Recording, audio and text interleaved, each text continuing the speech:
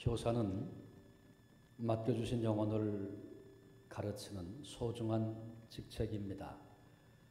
오늘 헌신 예배를 드리면서 하나님 앞에 우리의 자세를 다시 새롭게 하고자 합니다.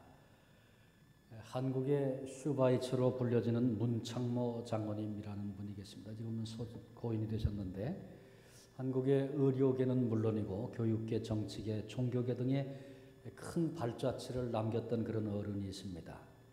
96세까지 사셨는데 원주에다가 문이비인후과라고 하는 병원을 개원했습니다. 그리고 같은 병원에서 43년 동안 진료를 담당했습니다. 투철한 사명감으로 그분은 그 일을 하셨는데 한때는 국회의원 재직을 하면서도 국회 일이 마쳐지면 그 당시 교통도 불편할 때인데 그리 가깝지 않은 원주까지 바로 달려내려와서 진료하는 일을 맡아서 했고 주변에 농사 짓는 분들도 있기 때문에 낮에 시간을 못 내는 사람들이 많으니까 새벽 6시 반에 병원 문을 어김없이 열고 진료를 시작하곤 했습니다. 돌아가시기 얼마 전까지 그 일을 했습니다. 한 기자가 은퇴하실 나이가 훨씬 지났는데 좀 쉬셔도 되지 않겠습니까? 그렇게 물었을 때에 문 장로님은 하나님이 나에게 의사의 사명을 주셨습니다. 이 사명을 감당하는 것 내게 주신 일이고 나는 그걸 위해 오늘 살고 있습니다. 이분은 나이가 많아져서 손다리에 마비가 와서 의료기를 잡을 수 없는 그 순간까지 진료를 담당했던 그런 분이셨습니다.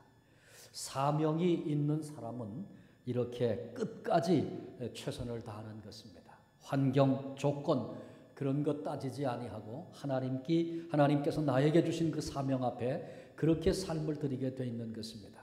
오늘 우리가 읽었던 본문의 말씀은 아주 짧은 말씀인데 사도 바울이 3차 전도 여행을 마무리하는 그런 기간에 되어진 이야기입니다. 말할 수 없는 환난과 시련을 3차 전도 여행 시에 이제 통과를 했습니다.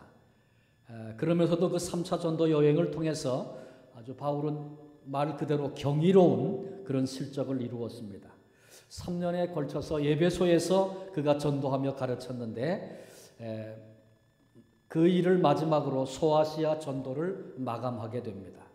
그리고 이제 예루살렘으로 귀환하는 것을 준비하고 있습니다. 그때 그는 벌써 마음에 이것이 마지막 예루살렘 행이 될 것이다 그렇게 예견했고 비장한 걸음으로 그 하나하나를 지금 걷고 있습니다. 지금 소아시아 마지막 거점인 밀레도에서 에베소 장로들을 불러 모으고 의미심장한 그런 고별 설교를 하고 있습니다. 본문에 바울은 주 예수께 받은 사명이 내게 있노라 그런 고백을 하고 있습니다. 어찌 바울뿐이겠습니까? 사명이 크든 적든 주 예수께 받은 것 그것이 각각 우리에게 맡겨져 있는 사명입니다. 우리가 개인적으로 주 예수께 받은 것에 합당한 그런 자로 오늘을 존재하고 사는 것 그것이 아마 헌신의 의미일 것입니다. 어떻게 우리가 바른 헌신자로 그렇게 살 것인가 바울의 말씀을 통해서 함께 우리 배우려고 합니다. 첫째는 눈물로 훈계했다. 바울은 맡은 영혼들을 눈물로 훈계했다고 말씀하고 있습니다. 읽지 않았습니다마는 19절에 보면 모든 겸손과 눈물이며 바울이 그렇게 말합니다. 눈물로 맡겨주신 영혼들에게 진리의 말씀을 가르쳤다는 것이죠. 눈물에는 거짓이 없습니다. 감사할 때 흘러나오는 눈물은 정말 감사가 담겨있는 그런 눈물입니다. 억울해서 울 때가 있습니다. 그건 정말 억울한 눈물이죠. 속상해서 눈물을 흘릴 때도 있고 정말 사랑하기 때문에 흐르는 눈물도 있습니다. 근데 그때마다 그 눈물은 진실을 담고 있는 것입니다. 바울은 3년 동안 눈물을 흘리면서 믿음의 도리를 심어주고 그리고 돌보았습니다. 내가 흘린 그 눈물을 헛되게 하지 말아라. 그것이 그의 그 부탁입니다. 아주 현명하고 덕이 있던 그런 훌륭한 선생님이 한 분 계셨습니다. 그런데 한 마을에 불량자 아들을 두었던 부모님들이 그 선생님 얘기를 듣고 그 선생님을 찾아왔습니다. 우리 아이가 불량자입니다. 더 이상 기대할 것이 없는데 선생님 말씀을 듣고 왔습니다. 그래서 그 선생님께 부탁을 하고 아들을 좀 새 사람을 만들어 달라고 아주 그런 눈물 어린 그런 부탁을 듣고 결국은 이 선생님이 그 가정에 와서 석 달을 함께 지내기로 그렇게 했습니다. 처음엔 그 아들이 아주 유명한 훌륭한 선생님이 오셨다 그러니까 아주 며칠 작정을 하고 얌전하게 지냈습니다. 그런데 그 속이 어디로 가겠습니까? 일주일쯤 지나니까 여전히 불량 행동을 했고 못된 짓을 하기 시작을 했습니다. 근데 정말 이상한 것은 벌써 한 달쯤 그렇게 지나갔는데 이 선생님이 그 불량 아들, 못된 짓 골라서 하는 그 아들을 보고 너 그렇게 하면 안 된다. 좀 책망도 하고 꾸짖기도 하고 교훈적인 좀 말을 해야 할 텐데 아무 말씀도 하지 않는 거예요. 근데 그 모습을 보면서 오늘 얘기해 주실까? 내일일까? 기대했던 이 부모가 낙심이 되기 시작했습니다. 선생님 눈에 우리 아이가 도무지 희망이 없다고 보여서 아무 말씀도 하지 않는 모양이다. 이러다가 한 말씀도 안 하시고 떠나면 어떡하는가. 그런데 그 염려대로 말이죠. 벌써 3개월이 다 약속했던 3개월이 다 지나버리고 말았어요. 같이 밥도 먹고 같이 잠도 자고 그 아이의 모습을 지켜보면서 이 선생님이 아무 말씀도 하지 않는 거예요. 이 아들은 훌륭한 선생님이 온다 그러니까 그 선생님이 오면 나를 굉장히 괴롭게 할 것이다. 그렇게 작정을 각오를 했는데 아무 간섭도 안 하고 아무 말도 안 하니까 이상하다 생각은 하지만 3개월이 그렇게 지났어요. 선생님이 마지막 날 이제 떠나면서 그 아들을 불러서 네가 마지막으로 내 신발을 좀 신겨줬으면 좋겠다. 그리고 얘기하니까 이 아들이 선생님의 부탁을 듣고 아무 생각 없이 선생님 신을 신겨드리고 이제 마지막 끈을 맵니다. 근데 그 끈을 매는 순간에 손에 뜨거운 것이 떨어졌습니다. 이 아들이 깜짝 놀랐습니다. 이게 도대체 뭔가 위를 올려보니까 자기를 바라보고 있는 그 선생님의 눈에 눈물이 떨어지고 있습니다. 그런데 선생님이 있건 없건 상관없이 자기 하고 싶은 못된 짓 마음대로 하던 이 아들이 자기를 바라보면서 아무 말도 못하고 눈물을 흘리는 그 선생님의 모습을 보면서 목이 메어 오기 시작했습니다. 그리고는 이 아들이 선생님 앞에 무릎을 꿇고 마침내 통곡을 시작을 합니다. 아무 말씀도 하시지 않았는데 단지 그 아들을 바라보며 흘리는 그 눈물 속에 이 아들이 받았던 수많은 의미와 교훈들이 있었던 것입니다. 결국 그 불량 학생은 선생님의 눈물 앞에 굴복당했습니다.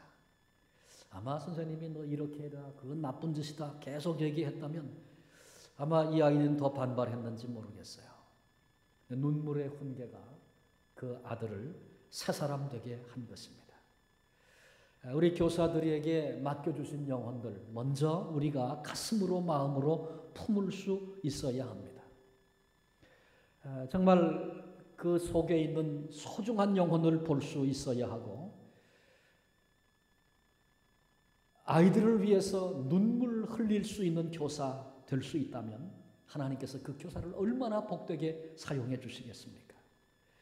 우리가 아이들을 가르치는데 말은 참 많이 했는데 그 아이들 때문에 그 아이들을 품고 그 아이들을 하나님의 손에 올려드리면서 눈물을 흘린 적이 단 한 번도 없다면 그 아이를 사랑하고 끌어안고 몸부림쳤던 순간이 내게 없었다면 나는 정말 이 아이를 사랑한 것인가 한번 각각 우리들이 돌아봐야 할 것입니다.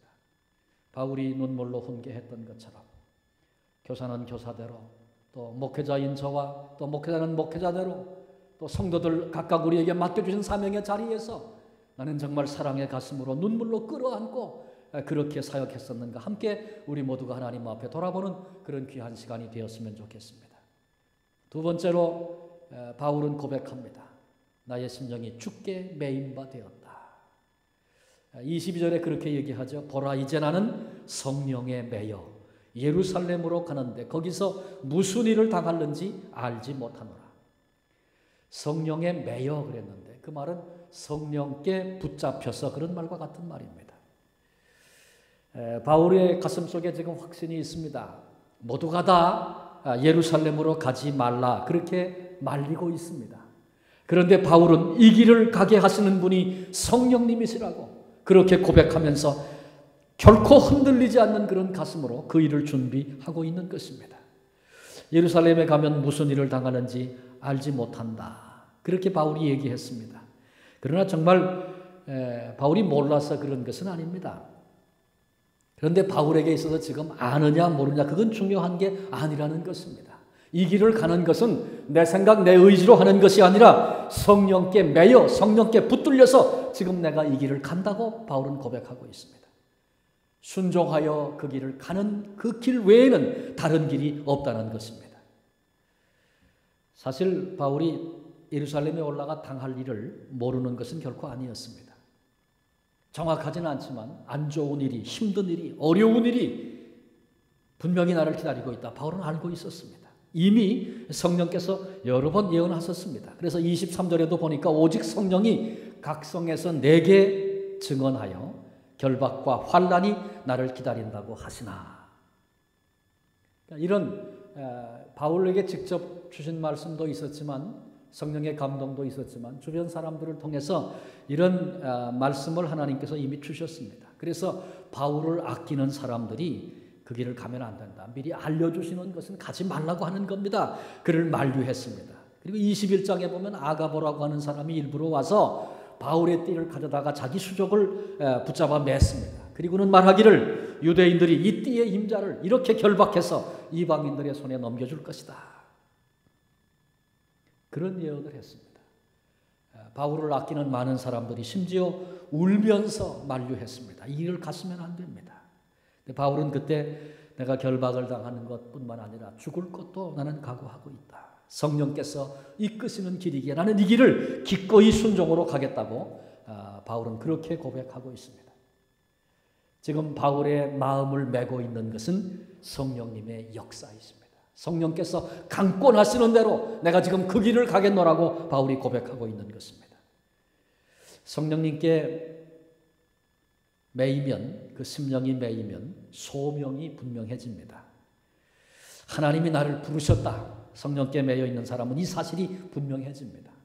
우린 참 둔한 존재여서 하나님이 우리를 부르신 것 틀림없는 사실이고 하나님의 은혜 때문에 오늘 우리가 다 여기 있습니다. 그런데 오늘을 살아가면서 이런저런 삶의 문제 앞에 이제 정신없이 살아가다 보면 내가 하나님의 부르심을 입은 사람이라는 사실을 망각하고 사는 경우가 얼마나 많은지 모릅니다. 그러나 성령께 내가 매여 있는 그 순간에는 환경이 좋든지 나쁘든지 상황이 좋든지 나쁘든지 그런 것에 의하여 달라지고 그것 때문에 안 하고 뭐 그러는 것이 아니라 어떤 핍박이 와도 어떤 고난이 와도 어떤 오해가 생겨도 상관하지 아니하고 하나님이 나를 부르신 그곳 그 자리 분명하고 그래서 그 길을 가게 되는 것, 그것이 성령께 붙잡힌 바 된 사람의 삶의 모습입니다. 우리는 이미 알고 있습니다. 복음을 증거하는 소명을 받은 수많은 선교사들이 고난을 불보듯 하는 너무 뻔한데 그게 눈에 보여지는데 그럼에도 그 길을 선택하고 그 길을 가고 있는 복음을 위해 자기를 드렸던 수많은 사람들의 이야기들을 기억하고 있습니다. 그들이 억지로 가기 싫은데 간 것입니까? 괜히 자기가 고집을 부려서 고난을 자처한 것입니까? 아닙니다. 성령께 매여서 기꺼이 그 길을 간 것입니다. 복음은 반드시 순교의 피 그 위에서 그 터전 위에서 자라기 때문에 하나님께서 그런 것들을 그런 희생의 씨앗을 원하신다면 기꺼이 그 일에 내 삶을 드리겠습니다. 성령께 매여 눈으로 보면서도 그 길을 간 것입니다. 우리는 이 캐나다 땅 자유한 땅에 살면서 아이들의 영혼을 맡아 지도하는 사람들입니다. 그러니 아이들에게 말씀을 가르치면서 우리에게 무슨 핍박이나 고난이 얼마나 있겠습니까? 그러나 분명히 알아야 할 것이 있습니다. 여전히 아이들에게 참된 진리의 생명의 말씀을 가르치고 전하는 것, 복음을 증거하는 것, 그 일에 대하여 굉장한 사탄의 방해와 올무가 있다는 사실을, 유혹이 있다는 사실을 결코 잊지 말아야 합니다. 우리들로 그 사명을 감당하지 못하게 하는 것이 핍박일 수 있고 고난일 수 있고 때로는 순교일 수 있지만 그것만 아니고 눈에 보이지 않는 사탄이 올무를 놓고 유혹에 빠뜨려서 우리를 넘어지게 하고 이 사명을 외면하고 걷지 못하도록 만드는 일들이 얼마든지 있다는 사실 알아야 합니다. 그래서 우리는 순간순간 성령님 의지하고 성령님께 매여서 이끄심과 인도하심 그 앞에 민감하게 반응해야 할 것입니다. 내 감정으로 내 느낌으로 반응하는 사람이 아니라 성령께서 뭐라고 말씀하시는가, 성령께서 어떻게 인도하시는가, 묵상하고 내 마음에 주시는 그 생각과 마음들 놓치지 않고 붙들고 그 인도하심을 따라 그 길을 갈 수 있는 그 사람이 바른 사명자인 것입니다. 오늘 헌신 예배를 드리는 사랑하는 교사 여러분, 그리고 함께 예배하는 성도 여러분, 우리 모두 날마다 성령님 의지하고 내 생각, 내 감정으로 충만해서 그렇게 오늘을 사는 것이 아니라 성령께서 우리 안에 역사하시고 말씀하시고 내가 성령 충만하고 성령께 매여있는 사람이 되어져서 주 예수께로부터 사명을 받은 자로서 우리의 남은 생애를 살 수 있는 그런 은혜가 우리 모두에게 넘치시기를 바랍니다. 마지막 세 번째로 바울은 사명을 위해서 주께 목숨을 거는 그런 사람이었습니다. 주 예수께 사명을 받은 사람, 목숨을 그 일을 위해서 겁니다. 24절에 보니까 내가 달려갈 길과 주 예수께 받은 사명, 곧 하나님의 은혜의 복음을 증거하는 일을 마치려 하면은 나의 생명조차 조금도 귀한 것으로 여기지 아니하노라. 바울이 주께 내가 사명을 받았다 그렇게 고백합니다. 언제 바울이 사명을 받았습니까? 바울이 사명을 받은 것은 다메섹 도상에서 부활하신 주님, 찾아오신 주님 만나고 그리고 그때 사명을 받았습니다. 사실 그때까지는 사도 바울이 사울이었을 때죠. 그래서 예수 믿는 것이, 예수를 증거하는 것이 하나님의 이름을 더럽히는 것이고 거룩함을 땅에 떨어뜨리는 것이고, 그래서 교회와 예수 믿는 사람들을 핍박하고 폭행했던, 사람을 죽이는 것도 당연하다고 생각했던 그런 사람이었습니다. 그런데 그 사울이 찾아오신 부활의 주님을 다메섹 도상에서 만나지 않습니까? 사울아 사울아 뉘시옵니까? 나는 내가 핍박하는 예수다. 사울은 그날 부활하신 주님을 만나 뵈었고 나서 자기가 하나님 앞에 어떤 존재였는가, 어떤 모습으로 살았는가, 자기의 진정한 모습을 그날 비로소 볼 수 있었습니다. 그런데 놀라운 사실은 하나님의 그 가장 큰 사랑을 거부하고 주님을 핍박하고 교회를 핍박했던 그런 사울을 우리 주님께서 받으시고 그에게 이방인의 사도로서의 사명을 맡겨주신 것입니다. 하나님의 은혜의 복음, 자격이 없는데 하나님을 대적했고 하나님을 아프시게 해드렸던 그런 존재에 불과했는데 그런 자신을 찾아오실 뿐만 아니라 사명자로 불러주신 하나님의 은혜의 복음을 친히 체험한 것입니다. 그런 나를 위해서 주님이 십자가에 죽으시다니,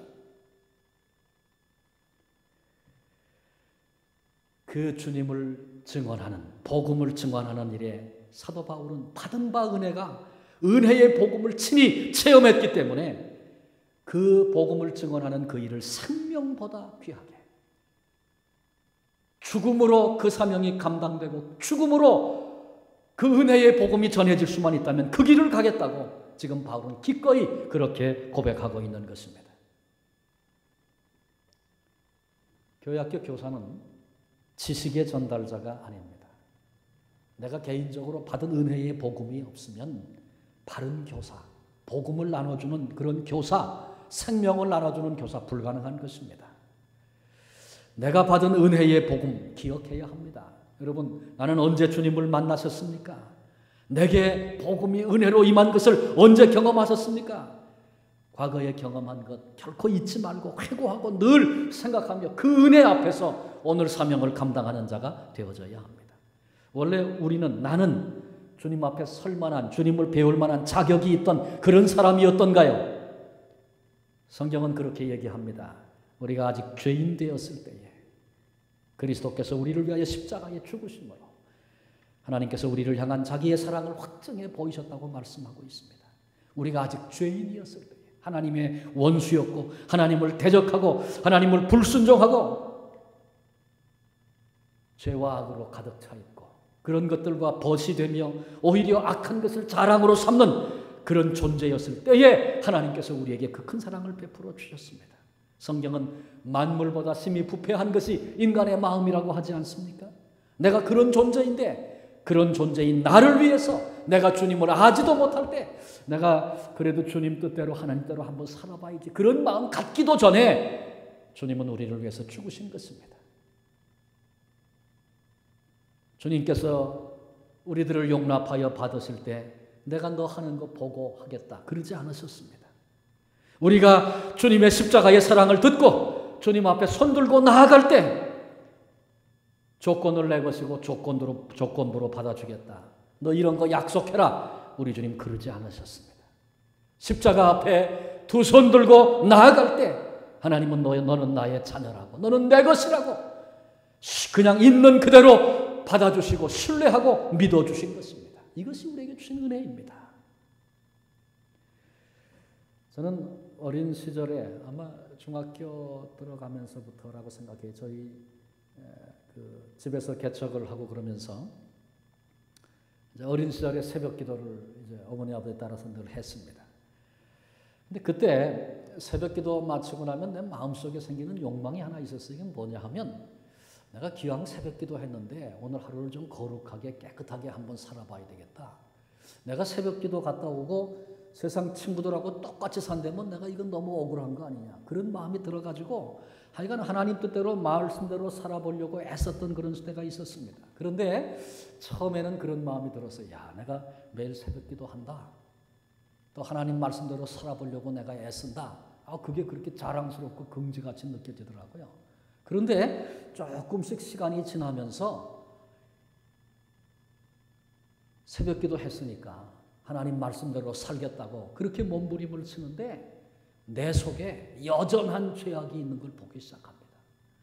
아니 이건 뭐야? 내 속에 끊어지지 않은 욕망이 있고요.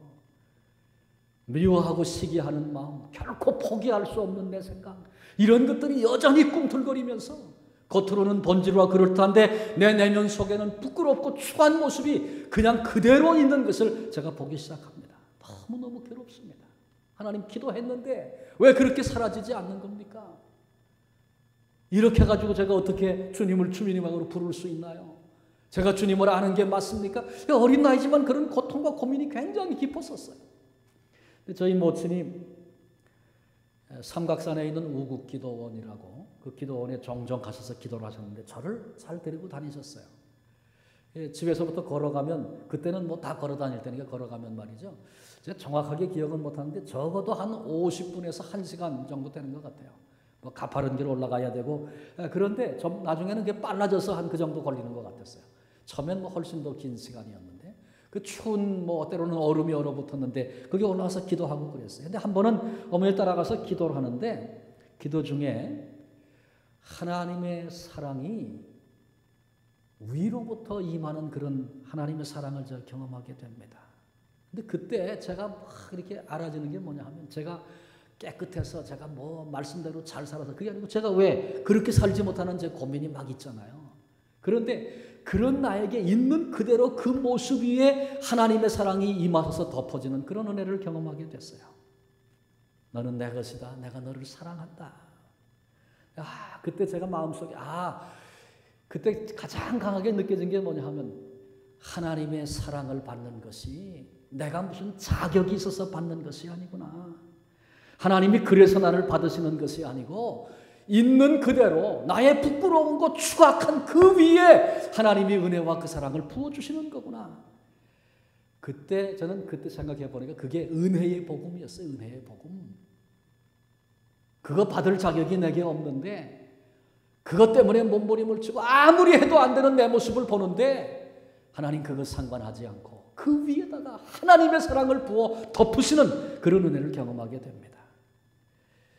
은혜의 복음 바울에게만 주신 것입니까? 우리 모두에게 주신 것입니다. 여러분 우리가 복음을 믿게 됐습니까? 하나님의 자녀가 되었습니까? 그건 내 자격 때문에 온 것이 아니라 은혜의 복음으로 말미암아 우리에게 온 것입니다. 근데 바울은 이 은혜의 복음을 받고 나서 이 은혜의 복음의 증인이 되는 일에 생명도 아깝지 않다. 왜? 내가 받은 바 은혜가 뭔지를 바울이 알기 때문에 그런 고백을 하는 것입니다. 오늘 이 캐나다 땅에서 복음을 증거하는데 뭐 생명까지 걸 일이 어디 있겠습니까? 그러나 핍박이라든지 순교, 특별한 상황에서만 해당되는 말씀을 지금 바울이 하고 있는 것은 아니라고 생각합니다. 사실은 정말 복음의 증인이 되려면 지식으로 전하는 자가 되지 않고 복음으로 복음을 증거하는 증인이 되려면 내가 죽는 일을 경험해야 합니다. 바울은 갈라디아서 2장 20절에 내가 그리스도와 함께 십자가에 못 박혔나니 그런즉 이제는 내가 사는 것이 아니오 내 안에 그리스도께서 사신 것이라. 내가 육체 가운데 사는 것은 나를 사랑하사 나를 위하여 자기 몸을 버리신 하나님의 아들을 믿는 믿음 안에 사는 것이라. 바울은 그렇게 고백합니다. 하나님 앞에 사명자로 산다는 것은 그리스도 안에서 나를 죽이는 삶이다. 그렇게 얘기해서 좋을 것입니다. 어느 날 순교라고 하는 것은 어느 날 배짱을 가지고 한번 그까짓 거 해버리지 그렇게 해서 할 수 있는 것이 순교가 아닙니다. 사도 바울이 내가 그리스도와 함께 죽었다. 그렇게 선언하고 나는 날마다 죽노라. 오늘도 이 순간에도 내가 죽는다. 바울은 그렇게 고백하면서 하루하루를 삽니다. 저는 그 삶을 살아있는 순교라고 이름을 좀 붙이면 어떨까 싶습니다. 오늘을 살면서 그리스도 때문에 내가 죽는 삶, 살아있는 순교라고 말씀드리고 싶어요. 살아있는 순교의 삶을 사는 자만이 순교의 기회가 올 때 순교도 할 수 있는 것입니다. 그냥 어느 날 갑자기 안 되던 순교가 되는 것 아니라 그런 얘기죠. 복음 때문에 내가 죽어보셨습니까?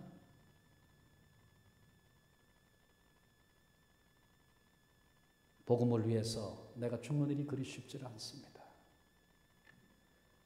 아니, 절대로 못 죽는다. 그리고 살기도 쉽습니다.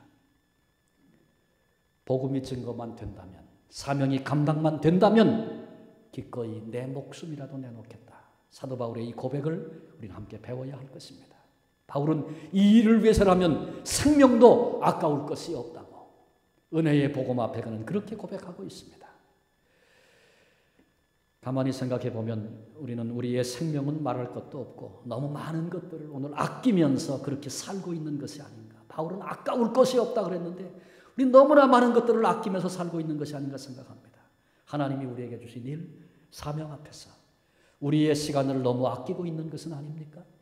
우리의 물질을 너무 아끼고 있는 것은 아닙니까? 우리의 관심을, 우리의 체력을 너무 아끼고 있는 것은 아닙니까? 생명까지도 기꺼이 내놓겠다 했는데 우리는 작은 즐거움도 포기하지 못하고 그렇게 오늘을 살고 있는 것은 아닙니까? 그래서 하나님의 일이 우리에게 맡기신 사명이 우리 삶의 목록에서 제일 끝자리에 있는 것은 아닌가 각각 우리들이 돌아보아야 할 것입니다. 특별히 오늘 이 밤은 교사들이 헌신 예배를 드리는 밤입니다. 다시 되돌려 기억하십시오. 우리는 주 예수께 사명을 받은 사람들입니다. 바울은 이 사명을 확인하고 나서 눈물로 그 사명을 감당했다고. 성령께 매여서 내 생각, 내 감정, 내 의지대로 살지 아니하고 상황에 따라 그래서 왔다 갔다 하지 아니하고 성령께서 이끄시는 그 길을 모두가 다 반대해도 확신을 가지고 그 길을 갈 수 있는 그런 삶을 살았고 더 나아가서 은혜의 복음을 위하여 목숨까지도 아끼지 아니했다. 우리들 말씀을 들었습니다. 우리도 주님께 사명을 받은 사람들로 오늘 여기 서 있습니다. 하나님 앞에서 나는 이 사명을 어떤 마음으로 어떤 모습으로 감당하고 있는가 이 밤 다시 돌아다 보십시다. 그리고 바울에게 배우십시다. 정말 우리에게 맡겨주신 영혼들을 가슴으로 품을 수 있는 하나님 내게 은혜를 주셨어. 아이들의 그 영혼이 내 가슴으로 품어지고 저들을 위하여 안타까운 눈물을 흘릴 수 있는 정말 저들을 사랑하는 그런 교사가 될 수 있도록 하나님 나를 붙들어 주십시오. 나의 삶 매 순간순간마다 물론 아이들을 가르칠 때 성령님 의지해야죠. 가르치기 전에 엎드려서 하나님 오늘 도와주세요. 성령님 붙들어 주세요. 당연히 그렇게 마땅히 해야죠. 그러나 그때만 아니라 우리의 삶 전체가 성령께 매여 있는 그런 삶이 되기 위해서 하나님 앞에 몸부림치는 성령님의 도우심을 구하는 그런 존재가 되어야 할 것입니다. 그리고 은혜의 복음이 증거될 수만 있다면 나를 불러 내게 맡기신 그 사명을 감당할 수만 있다면 내게 주신 그 어떤 것도 아끼지 않겠습니다. 우리도 바울처럼 그렇게 고백하며 우리의 남은 생에 하나님 앞에 귀한 사명 감당함으로 사도 바울은